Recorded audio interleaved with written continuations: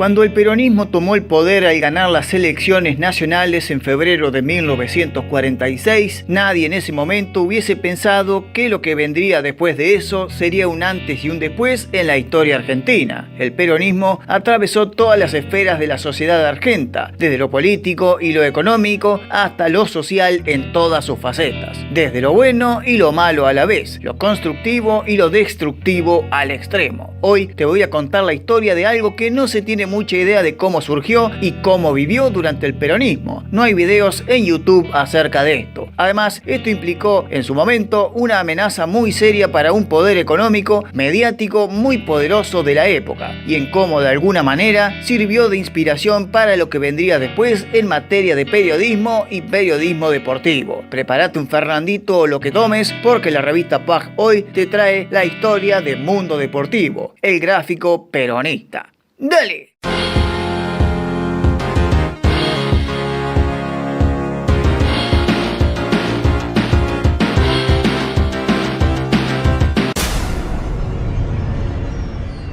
Una vez electo presidente, Juan Domingo Perón en 1946 encontró una Argentina que se iba despegando de lo infame y la borrachera que significaron los años 30, que duró hasta el golpe del 43, llamada la década infame, y que había manchado mucho las instituciones de la nación, desde el Congreso y el asesinato en el Senado hasta corromper el ejército, la justicia, la policía, la política, etc. El deporte y sobre todo el fútbol no estaba exento de estos temas. También había corrupción.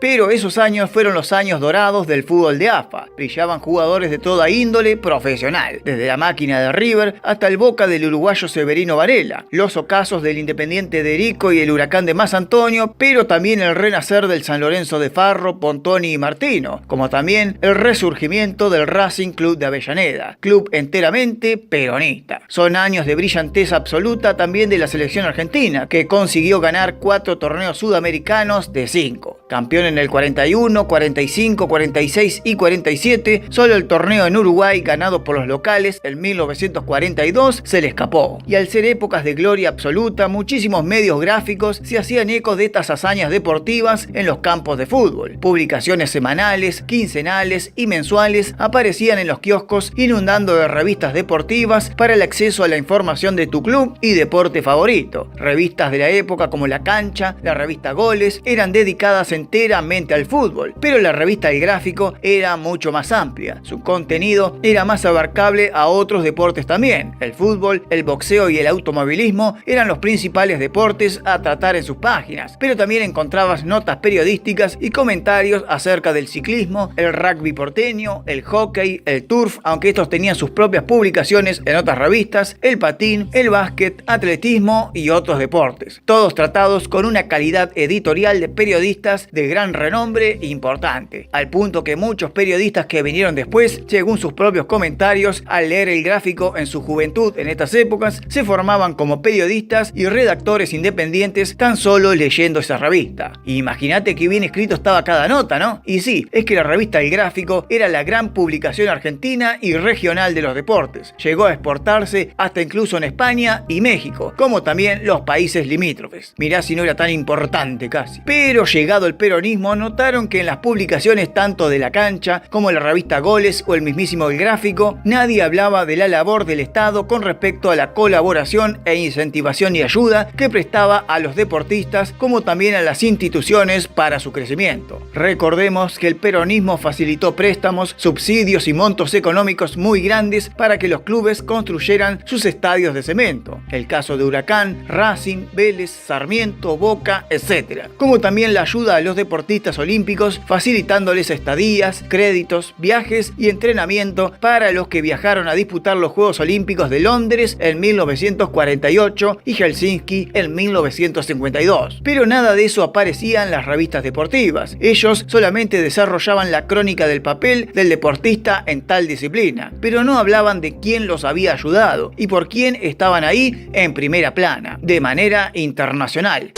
Y ahí es donde surge la idea del gobierno peronista de adquirir un medio importante para armar, construir y fundar su propio pasquín deportivo, contando lo mismo que los demás, pero siempre haciendo muy hincapié y haciendo notar claramente que todo esto funcionaba gracias al aporte estatal. Después de los Juegos Olímpicos de Londres en el 48, donde Argentina terminó 13º en el medallero final, con 3 oros, 3 platas y un bronce, recordado los oros de los boxeadores Pascualito Pérez, Rafael Iglesias y el maratonista Delfo Cabrera, el gobierno peronista adquiere un paquete mayoritario a través de terceros. Esto fue a cargo de Oscar Nicolini, expresidente de la AFA y actual en ese momento ministro de Comunicaciones de la Nación, que funcionaba un poco como testaferro de Perón, adquiriendo el 51% de las acciones de la editorial angloamericana Haynes. Esta editorial publicaba el diario El Mundo, 3 revistas muy conocidas de la época como Mundo Argentino, Selecta y El Hogar. Además, tenía la emisora radial LR1 Radio El Mundo, la famosa Radio El Mundo, donde Evita en su juventud actuaba y había hecho radioteatro. Una vez adquirida gran parte de esa editorial, el gobierno peronista designó al mayor Carlos Vicente Aloé al mando de la empresa, quien también tenía acciones del grupo Alea, quien había adquirido esa editorial angloamericana. Aloé puso como director periodístico de una futura revista deportiva a Horacio Besio. Este era un gran periodista de la época que tenía trayectoria por trabajar en Radio El Mundo, junto a Enzo Ardigó, y comentar los partidos de la primera que relataba Fioravanti. Y justamente esa revista deportiva que fundó Aloé era Mundo Deportivo. Además, en ese lapso de finales de 1948 y principios del 49, también se fundaron bajo la misma editorial la revista Mundo Infantil, Mundo Agrario, Mundo Radial y Mundo Atómico. Además, lograron reflotar del olvido a 2 viejas publicaciones que ya habían sido cerradas y desaparecidas, Caras y Caretas y Pebete, estas 2 últimas de contenido político. ¿Cuál era la intención del peronismo de fundar tantas revistas en poco tiempo bajo la misma editorial Alea, que tenía gran parte del aporte estatal? Y era justamente eso, difundir la ideología peronista y las realizaciones y aportes del gobierno de Perón a públicos específicos de la sociedad argentina. Mundo Deportivo iba directo a difundir el peronismo en los deportes. Mundo Infantil iba directo a difundir el peronismo en los niños. Mundo Agrario iba a la gente del campo. Mundo Radial a los nuevos medios de comunicación a cargo ahora de Raúl Apod. Mundo Atómico iba directamente a la comunidad científica y bueno, Caras y Caretas y Pebete iba directamente al público político, pero sobre todo a la militancia peronista. Con tantas publicaciones, la editorial Haynes y Alea, con el apoyo del gobierno, la hizo frente a la poderosa editorial Atlántida, la que publicaba la revista El Gráfico, que además tenía la revista Villiquen y la revista La Chacra. La revista Mundo Deportivo, denominada en ese entonces como El Gráfico de Perón, era una revista semanal como El Gráfico. Apareció por primera vez el 21 de abril de 1949, con la tapa de Jorge Newbery en el número 1. Su precio inicial era de 40 centavos, que con la inflación que surgió en los años siguientes se asentó en 1,50 hasta el final del peronismo en 1955. Mundo Deportivo contaba con 82 páginas, muchas más páginas que El Gráfico. Su tapa era a todo color y dentro de ella había impresiones en verde y blanco, azul y blanco, negro y blanco y color sepia, según las secciones dentro del mismo pasquín. Además, todo esto estaba ampliamente adornado con fotos muy buenas. Te diría mucho mejor que El Gráfico. Además, en el último número del año siempre venía un especial del anuario con todo el resumen del año, con una revista súper gorda, de entre 180 y 230 páginas, casi un libro, resumiendo el año deportivo argentino. Y en esa ocasión las fotos eran a todo color. Impresionante para la época, ¿eh? Si bien Carlos Aloé figuraba como el director general de la revista, quien realmente dirigía periodísticamente era Horacio Besio, y con él se encontraban más de 40 profesionales del periodismo deportivo, como también más de 20 fotógrafos exclusivos de buena labor, y por supuesto no podía faltar los caricaturistas y dibujantes para los chistes gráficos. Entre los periodistas que venían de Radio El Mundo, ahora trabajando en la redacción de la revista Mundo Deportivo, encontraba Saltano Olivieri, Emilio Rubio, Agustín Celsa Lozano, Lozano, seudónimo de Salustiano González, y Alejandro Yebra, que hablaban de fútbol. Héctor Villita hablaba sobre básquet, María Cartaseña hablaba sobre básquet femenino, Miguel Ángel Merlo hablaba sobre automovilismo, y Ulises Barrera y Billy Querosén, apodo de Luis Reilly, hablaban sobre boxeo. Después se sumaron José Gabriel y Américo Barrios como analistas del deporte y la actualidad de la nueva Argentina de Perón. Dentro de la revista, además, podías encontrar mucha publicidad de la época. Al igual que el gráfico, encontrabas publicidad de indumentaria masculina y de aseo personal, varios productos deportivos como pelotas, botines, camisetas, por lo general de la marca Sportlandia, mucha publicidad de bebidas alcohólicas, avisos de cigarrillos, electrodomésticos, casas comerciales y hasta cursos por correspondencia. Pero sobre todo había mucha publicidad estatal, las obras, los aportes, las construcciones, las realizaciones de parte del gobierno peronista estaban a la orden del día en la revista. Aunque si bien al inicio empezó con un par de páginas, ya con el transcurso de los años y el éxito rotundo de la revista, Perón y Evita aparecían muchísimas veces en las publicaciones, desde fotos hasta menciones especiales, homenajes y cuánta asistencia a algún estadio se daba en el matrimonio gubernamental. Carlos Aloé, amante de los deportes y por quien tenía una tremenda devoción desde su juventud por Jorge Newbery, el de la etapa número 1 de la revista, también hacía su aporte editorial. Tenía su propia columna periodística hablando de muchos temas, que abarcaba el deporte argentino en general, los deportistas, la importancia de la juventud y también la importancia del Estado, escribiendo loas a Perón y Evita. Aloé afirmaba que una revista así, con la trascendencia y el laburo que implicaba su publicación nacional, no cumplía un rol en la sociedad si solo se limitaba a hablar de deportes y sus actividades. También tenía que hablar de otros temas, como el difundir e inculcar los valores del deporte, teniendo en cuenta el contenido espiritual que necesitaba la nueva Argentina de Perón. El deporte, decía Aloé, debe regirse por principios y virtudes morales que sean una verdadera garantía en su desenvolvimiento y acción. Todo tenía que estar bajo el estricto respeto, corrección y nobleza. El deportista, sea la disciplina que sea, debe ser noble y generoso, porque quien no tenga estas virtudes profundamente arraigadas en su alma y espíritu no es digno de practicar un deporte. En la nueva Argentina de Perón, la práctica del deporte por la juventud es un sueño cumplido de grandes realidades donde los hombres aprenden a ser ejemplo de virtudes, a formar una conciencia colectiva y ensalzar sentimientos de fraternidad, solidaridad y disciplina. Todo esto decía Aloé en su propia columna del Mundo Deportivo. Además, los grandes triunfos del deporte argentino en los Juegos Olímpicos u otros deportes internacionales siempre fueron homenajeados en estas páginas de Mundo Deportivo, pero siempre realzando principalmente la labor previa del gobierno, las bondades del primer y segundo plan quinquenal y la necesidad de que esto no se corte ni se interrumpa, reeligiendo una vez más a Perón en las elecciones nacionales de finales del año 51. Entre las páginas de Mundo Deportivo, que era una revista del deporte para el deporte en general, encontrabas coberturas de todas las disciplinas deportivas del país. Todas. No solo hacía foco en el fútbol, boxeo y automovilismo, los deportes más populares, sino que además Mundo Deportivo tenía un cronista especializado en cada deporte restante. Cada campeonato que se realizaba había una crónica llena de fotos, a veces hasta en color. Mundo Deportivo cubría torneos de bochas, hablaba de aviación, ajedrez, billar, béisbol, atletismo, básquet, motonáutica, ciclismo, motociclismo, esgrima, golf, lucha, handball, deportes hípicos, hockey, natación, paracaidismo, pato, que fue declarado deporte nacional en el año 53, pelota paleta, turf, pesas, tiro, pesca, polo, tenis de mesa, rugby, remo, tenis, vóley, waterpolo, judo, yachting, bowling y aeromodelismo. Pero no solo hablaba de campeonatos metropolitanos, sino que además hablaba del federalismo y la inclusión de todo el país. En las páginas de Mundo Deportivo podías saber la vida y obra y fundación de clubes cordobeses, santafesinos, tucumanos, cómo avanzaban las obras en el Club Sarmiento de Junín, cómo iban los campeonatos de fútbol de La Rioja, La Pampa, Entre Ríos, cómo se desarrolló el torneo de tenis en Río Cuarto, el campeonato de ajedrez en Necochea o la jornada de atletismo en Bahía Blanca, sin ignorar a los deportistas olímpicos y su preparación en Mendoza, Catamarca y hasta en el Corrientes más profundo. Además, estaba adornada con una sección denominada Panorama Deportivo Nacional y otra sección llamada Semana Deportiva Mundial, escrita y publicada por la agencia Frances Press, donde se hablaba de los vaivenes internacionales del deporte.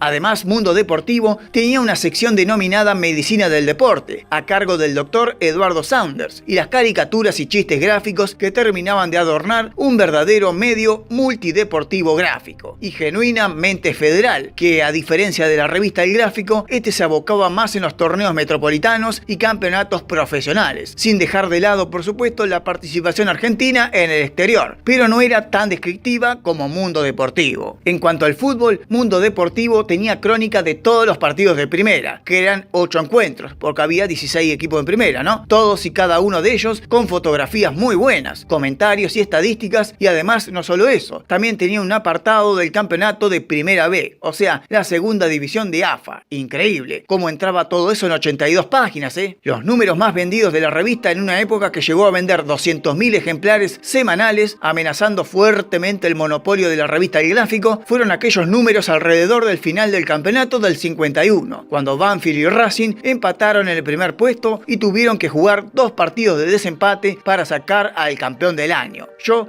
ya hice un video largo explicando todos los pormenores de aquel final épico del campeonato del 51, que no solo dividió el futbolero común entre aquellos hinchas fanas de Racing y el resto de los equipos hinchando por Banfield, sino que además hubo una semidivisión dentro del mismo gobierno nacional, entre Eva Perón, que apoyaba al club humilde, o sea, a Banfield, y Ramón Cereijo, ministro de Hacienda del gobierno de Perón, que era enteramente racinguista, apoyando desde cualquier necesidad al club de sus amores. Toda esta ensalada de fútbol, política, internas, gobierno, deportes y más, todo eso fue publicado en las ediciones de la revista Mundo Deportivo de ese final de año. Con esto, la máquina de difundir el peronismo sirvió y mucho, porque demostraba así que en el país de Perón ahora los clubes chicos pueden y tienen más posibilidades de ser campeón. Banfield estuvo muy cerca, pero no va a faltar el momento, decían, que en cualquier año salga campeón algún equipo chico, demostrando la igualdad de condiciones que buscaba el gobierno peronista en el fútbol profesional. Eso sin contar las tremendas crónicas llenas de subjetivismo y metamensajes peronistas endiosando al club del Gran Buenos Aires, a Banfield, vigoroso centro de obreros y trabajadores argentinos, luchadores de la vida y ejemplos a seguir en la nueva Argentina. Mundo Deportivo además destacaba ampliamente en sus páginas que por primera vez en la historia argentina un gobierno llevaba adelante una enorme gestión estatal donde sus políticas activas llevaron a la promoción y desarrollo del deporte argentino, tanto el profesional como el amateur y el comunitario. Y esto se debe a un Estado que interviene en las necesidades de la gente, así como intervino en la salud, en la educación, la promoción de los derechos de la mujer, la legislación social y la distribución de los bienes culturales. Con Perón se construyeron muchas infraestructuras deportivas, se organizaron muchísimas competencias y se apoyó ampliamente de manera económica a los deportistas. Además, se crearon organismos estatales que serían los que rigieran estas nuevas medidas impuestas por el nuevo gobierno peronista. Entre ellas, la CADCOA, la fusión entre la Confederación Argentina de Deportes y el Comité Olímpico Argentino. El cambio es total, decía Mundo Deportivo, en sus loas a Perón. En el pasado, el Estado estaba ausente en la promoción de las actividades deportivas, pero ahora, en la patria de Perón, hemos avanzado 50 años en tan solo 3. De lo paupérrimo pasamos a lo opulento. De la indiferencia gubernamental pasamos a la presencia y preferencia total. Y así, durante los siguientes años de publicación, Mundo Deportivo te contaba las obras del gobierno peronista en el apoyo de las construcciones del estadio de Racing, el de Huracán, el de Vélez, el de Sarmiento de Junín y la tercera bandeja de la Bombonera, pero también sumaba la construcción del autódromo, el velódromo y un amplio complejo deportivo en la localidad de Seiza, que luego sería la Villa Olímpica en los Panamericanos del 51. Todo esto es gracias a Perón, decía Carlos Aloé en las crónicas de la revista, en su propia columna. Claro, como también repasaban la vida y obra del general, en su juventud había practicado deportes como la esgrima, el boxeo y el alpinismo. Entonces era considerado al excelentísimo señor general don Juan Domingo Perón como el primer deportista argentino.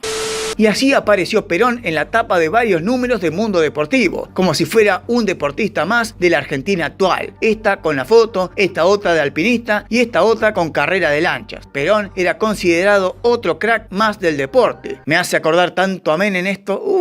Pero pará, porque Perón también aparecía dentro de la revista entregando premios a Juan Manuel Fangio, a Froilán González, saludando al boxeador Gatica, a Alfredo Prada en el Luna Park, condecorando a los campeones olímpicos Tranquilo Capozzo y Eduardo Guerrero, abrazando a Pascual Pérez, campeón del mundo en Japón, abrazando a los campeones argentinos de polo a nivel mundial y también a los campeones del mundo de básquet. Además, gritando el gol de Ernesto Grillo en el Monumental en aquel triunfo argentino ante Inglaterra, sonriendo y posando feliz al lado de los Galvez, también junto a Eva Perón en los inicios e inauguración de los campeonatos de fútbol infantiles, saludando a los y a las jóvenes de la UES, donde con varias de ellas hubo un quilombo grande. Además, también apareció en una edición promocionando los famosos autitos deportivos justicialistas. Mundo Deportivo tenía una amplia cobertura para aquellos deportistas que le devolvían el saludo, el agradecimiento y el homenaje a Perón. Ni hablar si estaban afiliados al partido, ¿no? Y menos cobertura para aquellos deportistas que no demostraban simpatía ni adhesión con el presidente. La aparición de Mundo Deportivo, además de que sirvió para difundir la ideología del gobierno peronista y demostrar el apoyo de Perón hacia el deporte argentino, también coincidió con el boom de ellos, una catarata de grandes deportistas de la época, una camada única en la historia argentina que le dejaron al gobierno peronista infinidades de triunfos internacionales como nunca en la historia del país. Mundo Deportivo destacaba la obra de Perón en estos deportistas, cómo los apoyaba desde lo económico, en los viajes, estadías y lugares de entrenamiento para ser el ejemplo joven de la nueva Argentina. La revista decía, cuando los gobiernos argentinos anteriores no se ocupaban del deporte nacional, los deportistas argentinos solo le dieron 7 títulos mundiales en un lapso de 35 largos años del país. Pero la llegada de Perón y el amplio apoyo hacia las distintas disciplinas deportivas han arrojado un total de 22 títulos mundiales en tan solo 8 años. Las cifras son elocuentes, son los números del progreso técnico nunca antes alcanzados. Es que entre esos campeones mundiales tenías, por ejemplo, los títulos de Fórmula 1 de Fangio, donde Perón había apoyado ampliamente su viaje a Europa en los comienzos del Chueco en el automovilismo internacional. Además que en la revista aparecían juntos en las fotos. Otros títulos mundiales de la época fueron los del boxeador Pascual Pérez, primero en Londres en el 48 y luego en Japón en el 54. Campeón mundial de peso mosca, el primero de la historia del boxeo en Argentina. Pérez fue muy utilizado por el gobierno peronista para demostrar cómo un ciudadano de origen humilde, casi en la indigencia, llegaba a ser ejemplo para todo el país con sus títulos mundiales, gracias a Perón. De hecho, Pascual Pérez, cuando ganó el título en Japón, le dieron un micrófono y lo primero que dijo fue: "Cumplí, mi general". Y así el muchacho de Guaymallén dedicaba su enorme hazaña al primer deportista argentino, Perón. Después hubo otro gran título mundial, pero en el polo, campeón del mundo en 1949, en el campo argentino de Palermo ante Estados Unidos, ni más ni menos. Y encima con Perón y Evita en el palco. El equipo argentino de polo, campeón del mundo, estuvo basado en la calidad y el entusiasmo de sus jugadores y público, demostrando la valentía del polo argentino hacia su gran consagración. Toda la temporada ha sido brillante y el polo argentino se consagra como el mejor polo del mundo gracias al apoyo incondicional del primer deportista argentino, Perón, decía Mundo Deportivo en sus crónicas de aquellas jornadas gloriosas del polo argentino. Ni hablemos del título mundial de básquet de 1950, otra hazaña de la Argentina de Perón ante Estados Unidos en el Luna Park. El seleccionado argentino ha demostrado técnica, entusiasmo, método, educación colectiva y corazón, en una conquista que terminó expresando dos cosas: que el deporte argentino era la manifestación cabal de un espíritu nacional y que no bastaba con la técnica nada más. A ella hay que incorporársele el motor del corazón, decía Mundo Deportivo. Pero donde se despachó bien, recontra bien, tanto el gobierno en los deportes como Mundo Deportivo en sus crónicas, es en los históricos Juegos Panamericanos de 1951 organizado en Buenos Aires, donde Argentina por única vez terminó primero en el medallero con 154 preseas, 68 oros, 47 platas y 39 bronces, dejando en segundo lugar a los Estados Unidos. Histórico. Oro en atletismo, otra vez de la mano de Delfo Cabrera y varios otros más. Oro en boxeo, oro en ciclismo en pista, ciclismo en ruta, equitación, esgrima, en fútbol, en gimnasia artística ganó varias preseas, en lucha, en natación, en polo, en remo, en tenis, en tiro donde la rompieron todas, en vela y waterpolo. El básquet, el campeón del mundo, perdió la final. Una pena, se quedó con la medalla de plata panamericana, luego de la revancha caída ante los norteamericanos. Todos los Juegos Panamericanos, desde el fixture hasta el desarrollo del torneo y las historias personales de los deportistas, fueron cubiertas ampliamente por Mundo Deportivo, que, como he explicado mil veces en este video, siempre ponían la importancia del apoyo gubernamental en todo esto. Sin Perón, todo este triunfo nunca hubiese existido, decía la revista. En el anuario del 27 de diciembre del 51, la revista decía: todo dinero que se invierta en el deporte está muy bien gastado, porque la consecuencia del deporte es siempre bien señalada. Vale decir, el indicar un camino de perfeccionamiento hacia la fortaleza de la juventud. La cifra que costaron los Juegos Panamericanos, unos 15 millones de pesos de la época, una verdadera locura de fortuna, constituye una suma enorme de esfuerzos grandiosos. Ese gasto fue abarcado por los traslados a nuestro país de las delegaciones visitantes, por su viaje de retorno a su patria, el desenvolvimiento dentro de nuestro país y obviamente su estadía íntegra. Todo esto fue abonado por el superior gobierno de la nación argentina, que le facilitó a la Confederación Argentina de Deportes todos los elementos que era menester. No repararon en gastos, se ve, ¿no?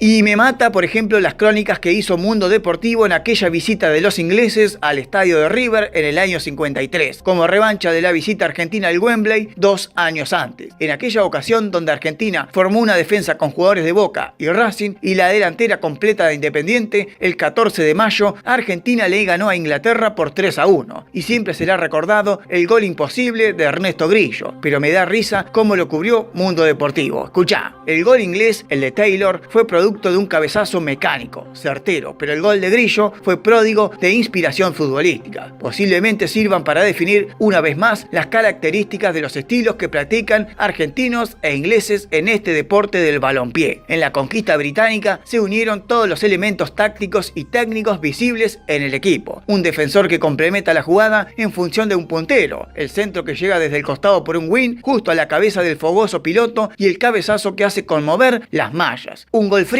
basado en la precisión matemática y armado en la fugaz pero evidente indecisión que aquellos factores provocaron en la retaguardia criolla. En cambio, el gol argentino fue distinto, sin sorpresas ni mecanismos complicados, solo estas solas sutilezas: gambeta, entrada punzante, visión relampagueante del hacedor, reminiscencia de potrero, sello cordial y plausible que viste de lujo el recuerdo de las grandes hazañas del fútbol nacional. ¡Ja! ¡Qué buena crónica! Pero en la revista Mundo Deportivo también encontrabas información de la intervención del gobierno nacional en la promoción de la actividad deportiva en la niñez y juventud, organizando competencias y creando entidades para su práctica. Así fue que en 1948 y bajo la órbita de la Fundación Eva Perón comenzaron los campeonatos infantiles de fútbol Evita, los famosos torneos Evita, que contó con la participación de 15.000 niños de Buenos Aires y el Gran Buenos Aires en su primera edición, pero debido al éxito inicial, en los siguientes años aumentaron no solo la asistencia de niños, sino de todas partes del país con otros deportes más, al punto que en la edición de 1950 hubo más de 100.000 participantes y en la edición del 54 hubo más de 200.000 niños de todas partes del país. Y ahí estaba Mundo Deportivo brindando detalladamente la información de las competencias, los equipos que participaban y todos los resultados que se producían. Ojo, esto sin descuidar la figura enteramente de Eva Perón, quien les daba el nombre a los Juegos. Todo esto era inspirado en ella, en la primera dama, la genio tutelar de la festividad limpia de los niños argentinos, decía Mundo Deportivo. Además, se resaltaba la atención médica y sanitaria a los niños en esos torneos, resaltando la significación social, inculcando sentimientos de confraternidad, altura de miras, bondad en quien se nutre de espíritu y físico, conduciendo así a una elaboración de un alma colectiva encaminada a la consagración de una nueva fisonomía nacional. Digamos, se hacía realidad aquella mítica frase del peronismo que decía que los únicos privilegiados son los niños, y así se iba forjando en ellos una juventud fuerte, solidaria, patriótica y peronista.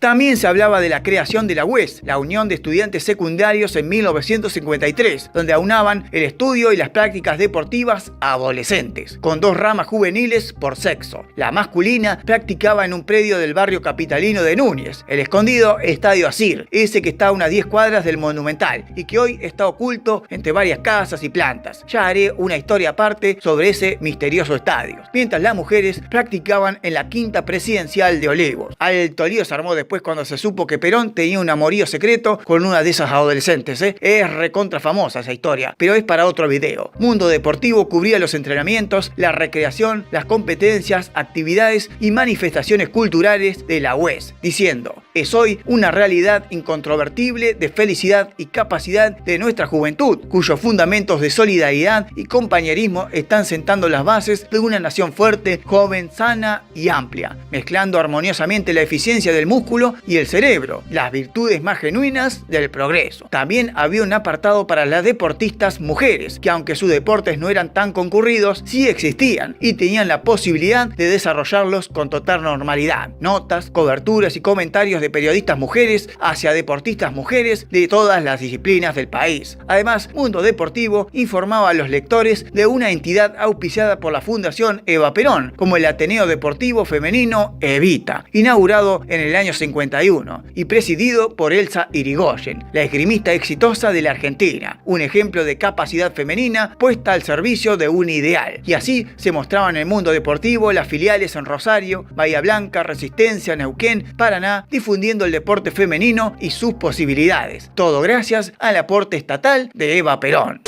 Y obviamente ante el éxito de esta nueva publicación de deportes que le hizo temblar los garrones a las numerosas editoriales grandes, era obvio, como todo en este país, siempre la misma historia, que terminaran enemistando a Mundo Deportivo con la revista El Gráfico. Mundo Deportivo era cosa de peronistas y la revista El Gráfico cosa de antiperonistas o gorilas, como ya comenzaban a decir en esa época. Había diferencias, sí que las había, muchas. Mundo Deportivo tenía muchas más páginas que El Gráfico, tenía más y mejores fotos. Además, como dije en todo el video, cubría mucho más deportes y más amplia la cobertura a nivel nacional. Pero lo que le faltaba a Mundo Deportivo era el prestigio de la revista El Gráfico, con un staff de primera línea histórica del periodismo argentino deportivo y en general también. En El Gráfico abría las páginas y te encontrabas con la pluma de Ricardo Lorenzo Borocotó, de Félix Daniel Frascara, una eminencia en la redacción del fútbol. Tremendo como redactaba Frascarita, ¿eh? Además, te encontrabas con la pluma de Dante Panzeri, primero en el ciclismo y luego pasó al fútbol, donde marcó una época. La pluma de Alberto Fontana Rosa, Hugo Maquern, el legendario freelance que hablaba de rugby, Atilio Bocia, Julio Martínez Vázquez, Alberto Salotto, Alberto Graunland, Francisco Loiácono,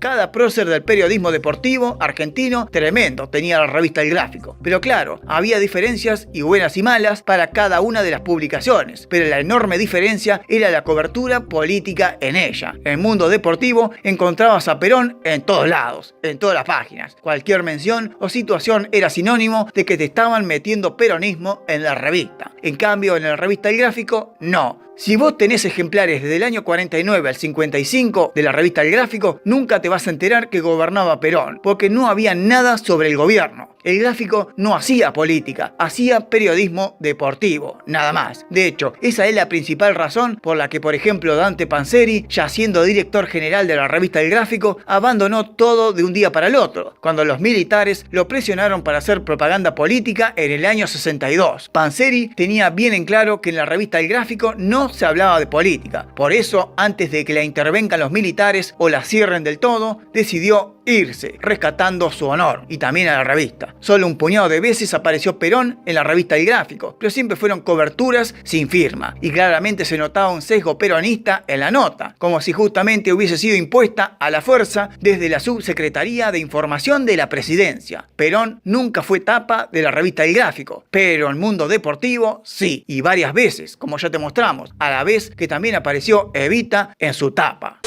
Y por si esto no fuera poco, en el año 1952, más precisamente en julio del 52, cuando muere Eva Perón, Mundo Deportivo le dedicó una tapa con listones negros de luto al número siguiente, luego del deceso de la primera dama, y donde 37 de 76 páginas de ese número estaban dedicadas a Eva Perón y toda su obra en el país como legado. Eva Perón, decía Mundo Deportivo, dio al deporte un impulso que lo engrandeció. Con la muerte de Evita, perdió el pueblo argentino la fuerza de su alma. Eterno reconocimiento de nuestros deportistas hacia la primera dama. Los campeonatos Evita, su principal y preciosa herencia deportiva. Todos estos artículos en aquel número de agosto, todo con fotografías de Eva Perón en la cancha, en estadios, en gimnasios, con deportistas, con niños, con mujeres, de todo. Mientras tanto, la revista El Gráfico publicó en la tapa este jugador de ferro, Luis Garanzín, acompañado de cintas de luto y solamente 3 páginas dedicadas a la muerte de Eva Perón dentro de ella. Pero más fotos que texto, con escuetas referencias. Además, en aquellas jornadas previas a las elecciones nacionales del 51, el gráfico no mencionaba ni a Perón, ni a Evita, ni a las actividades de la UES, ni a los campeonatos Evita, ni tampoco al Ateneo Deportivo Femenino, ni nada. Política, cero en el gráfico. Obviamente la revista El Gráfico hacía más hincapié en los deportes más populares. El fútbol tenía muchas páginas, ni hablar del automovilismo y el boxeo. Por ejemplo, en el año 1954, 41 tapas de la revista El Gráfico fueron para estos tres deportes. En el mundo deportivo les dedicaron 31 tapas a estos tres deportes. Después vinieron muchos otros deportistas. Obviamente eran más federales y abiertos que la revista El Gráfico. ¿Te imaginás el orgullo en esa época de salir en la tapa de una de estas dos revistas? Después, a pesar de la enemistad que la gente hizo entre el mundo deportivo y la revista El Gráfico, la verdad es que estaban más unidas que separadas. Trataban muy bien los eventos deportivos populares y los títulos mundiales de los deportistas argentinos. Los triunfos de Fangio, Pascual Pérez, la selección argentina, estaban muy bien cubiertos casi de la misma manera. Pero claro, la tremenda diferencia estaba en la pluma de los periodistas de la revista El Gráfico, que ganaba por afano en calidad. Y así vamos terminando el video contándote que Mundo Deportivo fue una gran revista de calidad deportiva que se propuso como meta informar de todos los deportes y acontecimientos deportivos del país, sean populares o no, profesionales, amateurs o comunitarios, y cumplió con creces ese objetivo. Pero además de ser un pasquín federal multideportivo, era recontra peronista y funcionó muy bien como vehículo para difundir e infundir la ideología del gobierno de Perón. Esto solo en temas deportivos, porque yo te conté antes las otras revistas de la misma editorial. Mundo Infantil les metía peronismo a los niños. Mundo Agrario le metía peronismo al campo. Mundo Atómico a la comunidad científica, etc. Pero en Mundo Deportivo se conjugaron dos grandes temáticas: información deportiva y propaganda política oficialista, creando así una especie de atmósfera en la opinión pública donde los triunfos del deporte argentino estaban estrechamente relacionados con el peronismo y los nuevos sentimientos patrióticos y nacionalistas de la nueva Argentina de Perón. En Mundo Deportivo encontrabas todas las disciplinas deportivas y la difusión de las políticas del Estado del gobierno peronista con respecto al deporte argentino, entendiendo que la juventud era la destinataria final para crear una sociedad sana, vigorosa, nacionalista y peronista. Lamentablemente para la vida de la revista y sus grandes publicaciones, todo esto se derrumbó en septiembre de 1955, cuando Perón fue derrocado por la Revolución Libertadora. No, la revista no desapareció, siguió, pero obviamente solo con lo deportivo. Todo lo político desapareció de sus páginas, ya que el peronismo entró en esos años en la oscura historia de la negación nacional, la prohibición y la acérrima censura extrema. Muchos de sus periodistas y columnistas dejaron el puesto ante la llegada de la comisión investigadora que puso el conocimiento a todo el país a dónde iba tanto dinero del Estado peronista con respecto a los deportes y sus medios gráficos. A partir de octubre del año 55, la revista siguió publicando sus grandes notas periodísticas deportivas, pero no había más peronismo en sus páginas. En realidad, nada de política, solo deporte. Y lógicamente, al perder parte de su gran staff y perder la idea inicial que era la difusión del peronismo en el deporte y sus grandes actividades, las ventas cayeron estrepitosamente con los años siguientes, hasta que en el año 1959, finalmente, la revista salió por última vez, dejando un gran legado, porque a pesar de que duró tan solo 10 años, la revista marcó una nueva forma de hacer periodismo y volcar su tendencia editorial que luego muchos medios deportivos gráficos, sobre todo los más partidarios, como el Deportivo de la Nación, Clarín, hasta incluso la revista El Gráfico, ya en la década del 70 y el 80, copiaron exactamente el mismo método de redacción. Mundo Deportivo fue la mejor versión del peronismo hacia su propia militancia, en cómo hacer política con los deportes, sus obras, su sentido social y su marcada línea editorial, explicando en cada página que cada triunfo argentino en el exterior se debía solo y tan solo si el gobierno de Perón los había ayudado antes. Tremenda historia, ¿no?